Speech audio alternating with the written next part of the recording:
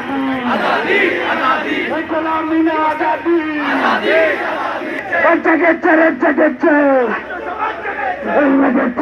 बच्चे আমি কত সম্মুখে হারাই যাই সংগ্রামে চব্বিশে বাহান্নতে একাত্তরে আমরা কিন্তু শিক্ষার্থীদের আটকাতে পারবো না। আমরা শিক্ষার্থীদেরকে আটকাতে পারবো না। বাংলাদেশ সেনাবাহিনীকে প্রতিষ্ঠান হিসেবে আমরা শত্রু মনে করি না। আমাদের সার্বভৌমত্বের জন্য তাদেরকেও দরকার, কিন্তু আজকে যে ঘটনাটা হয়েছে এই ঘটনাটা আমরা জীবনে মানতে পারতেছি না। যার কাছে সবচেয়ে বেশি এক্সপেকটেশন থাকে তার কাছে থেকে একটা আঘাত হৃদয়ে রক্ত হরণ করে। আজকে ওই জিনিসটাই হয়েছে। এখনো আপনি জিজ্ঞাসা করেন এখানে যারা আছে বাংলাদেশের আইন শৃঙ্খলা রক্ষাকারী বাহিনী, যেই প্রতিষ্ঠানটার উপরে তাদের ন্যূনতম সর্বশেষ একটা আস্থা আছে সেটা হলো সেনাবাহিনী।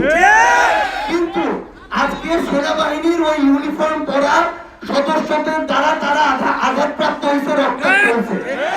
এটা হলো ক্ষোভের বহিঃপ্রকাশ। আপনাদেরকে এখন এই নার্ভটা বুঝতে হবে।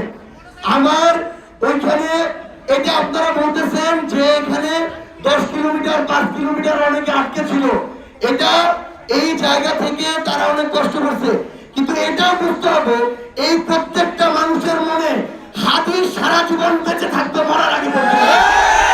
এবং শুধু পঞ্চগড় ব্লকের না, প্রয়োজন হলে হাদি হত্যার বিচারের জন্য আবার বাংলাদেশ ব্লকের দিকে আপনারা এই নামটা দয়া করে বুঝেন।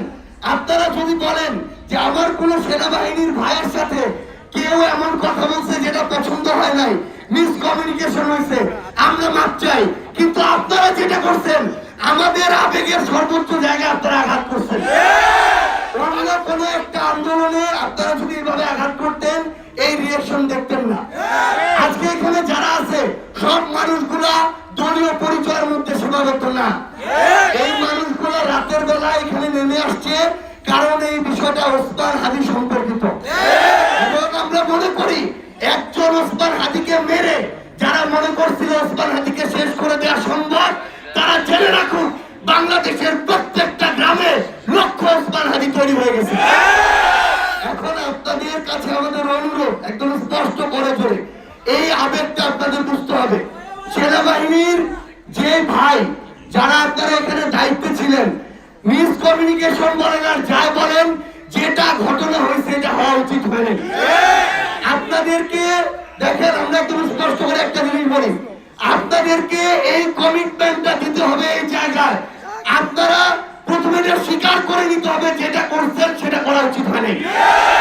এটা স্বীকার যদি না করা হয় কারো কলিজা ঠান্ডা করা সম্ভব না। এটা স্বীকার করার পরে আপনারা আপনাদের জায়গা থেকে কমিটমেন্ট দেন আমার ভাই ওসমান হাদির বিচারের নিশ্চয়তার জন্য আমরা একসাথে আপনাদেরকে পাশে নিয়ে কি করতে পারি।